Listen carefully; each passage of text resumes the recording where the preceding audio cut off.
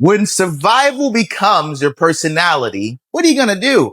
Survival it's not a phase. This is something that can become your personality if you do not watch it. What do you do when your trauma becomes your personality? Many people think that they've moved on from trauma, but what they've actually done is build a personality around the pain. They're hyper independent. They have control issues, emotional detachments.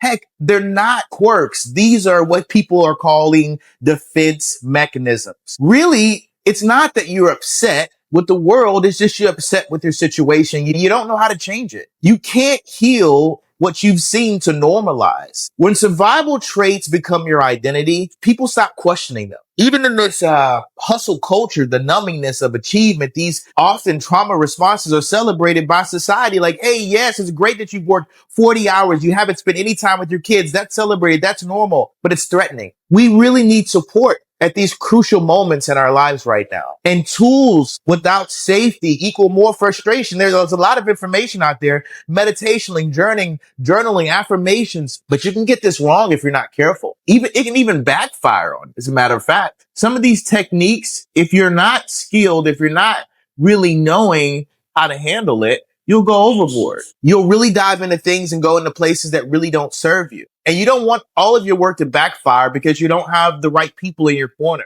It's not that your tools that you have don't work, right? Because of course, where you are right now, you may like it, but it's time to try to clear your house and build a new house with new land and a new way of thinking, a new school of thought. Of course, you've gotten where you've gotten by doing what you've already done. But if you want to get something in your nervous system, if you really want to drive it home, you need to realize that your trauma lives in your body. It's not just your story. And the way you react and withdraw or overthink or explode, that's not your personality. That's your nervous system. That's your trauma. You're triggered by your traumas that you haven't healed. Healing isn't about thinking better. It's about regulating your internal nervous system. It's about really going in and saying, you know what? What can I really do to focus on becoming a better person? Not mentally, but emotionally. A coach doesn't just fix you. We help you reintroduce yourself to yourself. Most people don't need to become someone new. They need to shed the version of themselves that survival has forced you to be. A great coach, guess what? I'm going to help you do just that. I'm going to help you build structure.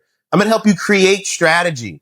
And I'm going to be your support system. Weekly calls, journaling. We're going to find out what you're passionate about. We're going to find out what you really need help in supporting. If it's your health, if it's your wellness, we're going to do that with our clarity call. We're going to do that by finding out where you want to go, who you want with you, and how fast do you want to get there. But it's impossible to do that without the tools, without the techniques, and without the strategies. My name is GeraldFears. How can I help? How can I help you cross over to the river of change, see what's around the corner, and get to the other side of your life? Because I know that if you had someone helping you, if you just had the information, you'd pull the trigger, you'd make the shot, you'd call the job, you'd call the real estate agent if you knew how to do it. If you knew how to change your life, if you knew how to quiet the mind, if you knew how to just be at peace within, you'd already be there. But a lot of us haven't figured that out. And guess what? That's why I'm here. I'm here to help you see around the corner, get a new school of thought, a new way of thinking, a new understanding, so you can get exactly